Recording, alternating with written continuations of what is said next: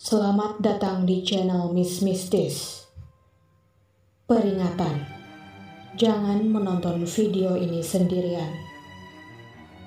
Anda bisa mensubscribe, like, dan share video ini agar bisa menontonnya kembali. Selamat menyaksikan.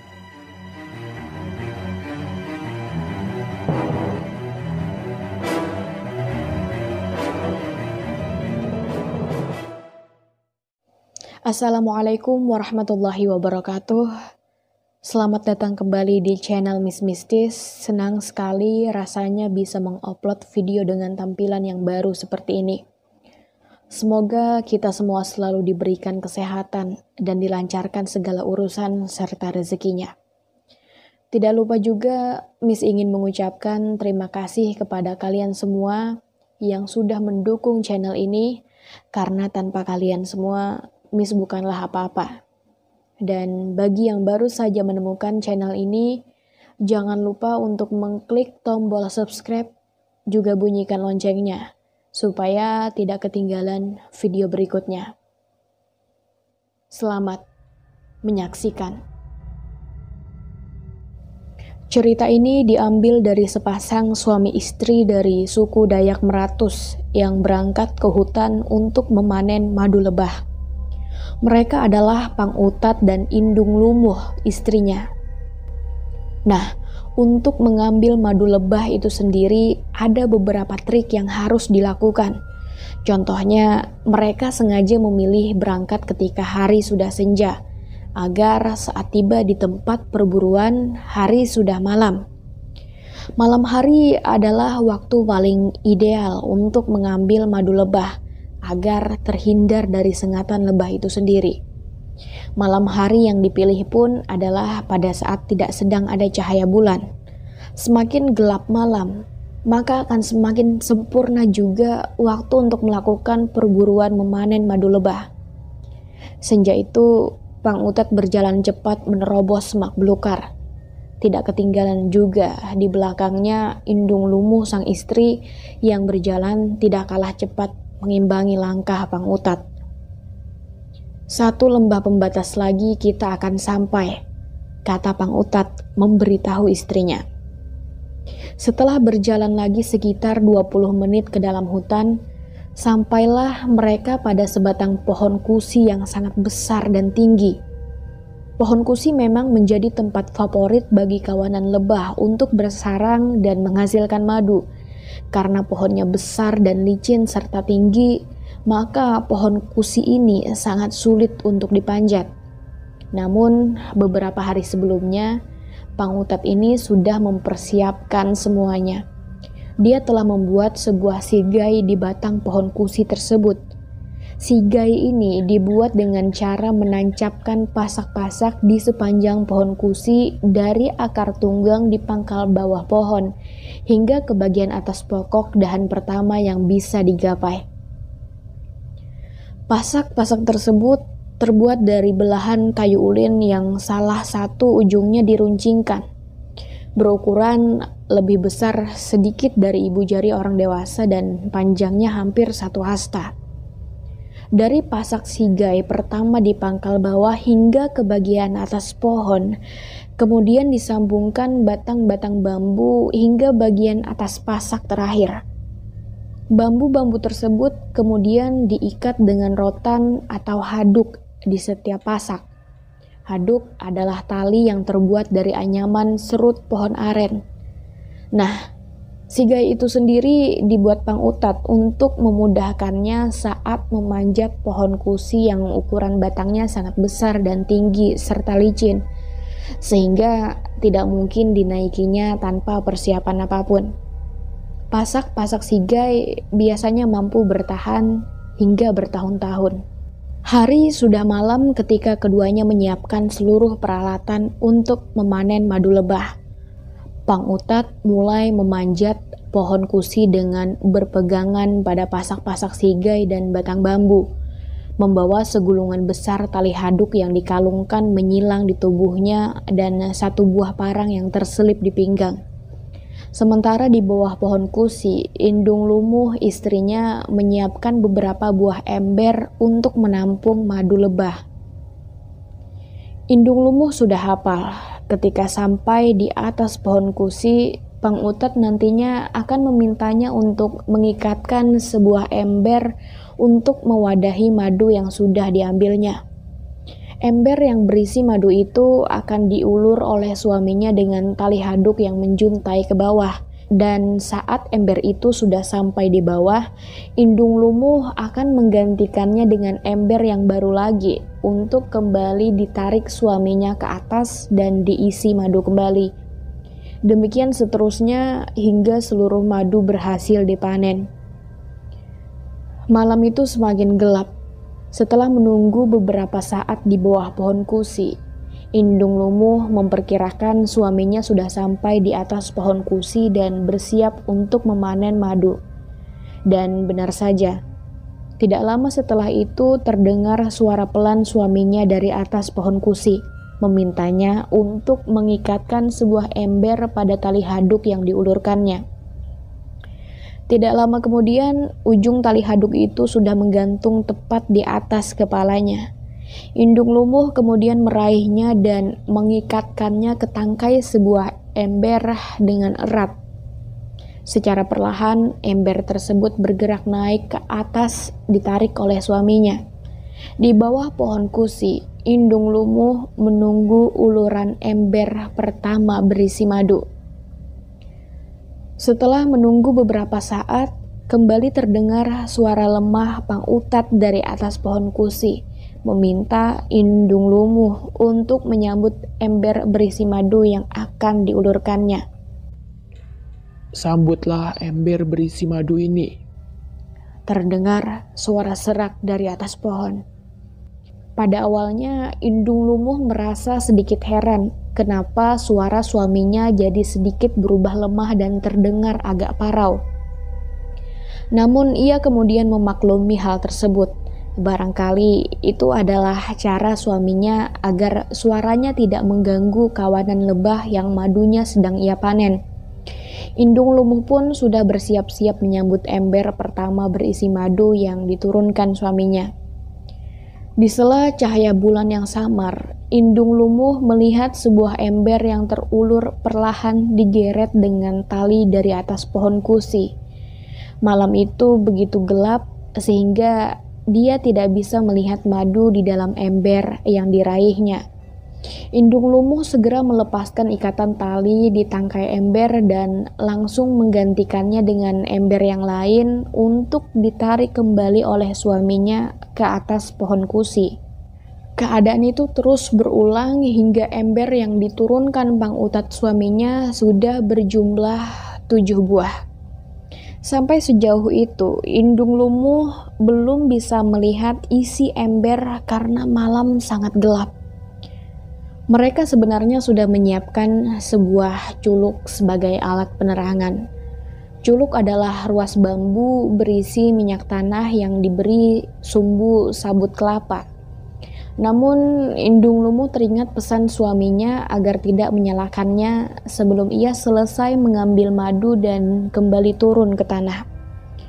Culuk atau obor tersebut hanya dinyalakan saat mereka pulang nantinya. Cahaya api bisa mengganggu kawanan lebah yang madunya sedang kuambil. Begitu peringatan Pang Utat kepadanya. Suaminya itu juga menjelaskan bahwa jika kawanan lebah yang jumlahnya ribuan itu sudah menyerang manusia yang mengambil madunya, maka akan sangat berbahaya. Sengatannya bisa membuat para pemanen madu kesakitan dan kehilangan keseimbangan di atas pohon, lalu terjatuh. Setelah ember ke-7 dan Indung Lumuh menggantikan dengan ember ke-8, dia menunggu sangat lama. Namun suaminya tidak juga mengulurkan ember terakhir dari atas pohon kusi. Indung Lumuh menduga pasti madunya sudah habis dipanen suaminya. Atau mungkin juga suaminya berpindah ke pokok dahan lainnya di pohon kusi tersebut yang juga terdapat sarang lebahnya. Ketika itu hari sudah mendekati tengah malam dan Indung Lumuh dengan sabar tetap menunggu suaminya. Namun hingga waktu yang lama, Indung Lumuh masih belum juga mendengar instruksi dari suaminya untuk menyambut ember terakhir yang berisi madu. Indung Lumuh mencoba menajamkan pendengarannya ke arah atas pohon kusi karena dia tidak bisa melihat dalam kegelapan. Namun untuk sekedar bunyi gemerisik dari aktivitas suaminya pun dia tidak bisa mendengar. Setelah menunggu sekitar setengah jam, Indung Lumuh tidak juga mendengar tanda-tanda suara maupun bunyi dari aktivitas suaminya dari atas pohon kusi. Indung Lumuh pun mencoba memanggil suaminya. "Apang, apakah sudah selesai mengambil madu lebahnya?" Tidak ada jawaban. Hanya terdengar suara-suara binatang malam dan penghuni hutan yang saling bersahutan. Indung Lumuh memanggil lagi. "Apang, apakah madunya sudah habis?" Tetap tak ada sahutan. Indung Lumuh terus memanggil suaminya. "Apakah kau sudah selesai, Apang?" Namun masih saja tak ada sahutan. Suara Indung Lumuh tenggelam di kesunyian malam. Dia mencoba memanggil suaminya lagi. Kali ini suaranya agak keras dan cemas. "Kamu kenapa, Apang?" Suara Indung Lumuh kembali ditelan sepi, dan kali ini sebuah insting alamiah berupa rasa takut dan khawatir mulai menerpanya. Untuk yang terakhir kalinya, Indung Lumuh memanggil suaminya dengan penuh kecemasan. "Ada apa, Apang? Turunlah, Apang." Lalu suasana berubah menjadi kalut. Udara dingin mulai merambati tubuh Indung Lumuh. Setelah memanggil dan memanggil lagi, dan tetap tidak ada jawaban dari suaminya, Indung Lumuh mengambil keputusan untuk menyalakan obor, untuk membantu penglihatannya ke atas pohon kusi. Keputusan itu dia ambil bukan karena ingin melanggar pesan suaminya, tapi kali ini situasinya berbeda. Instingnya mengatakan ada sesuatu yang tidak beres dengan suaminya. Indung Lumuh mencoba menyalakan sumbu culuk dengan pemantik.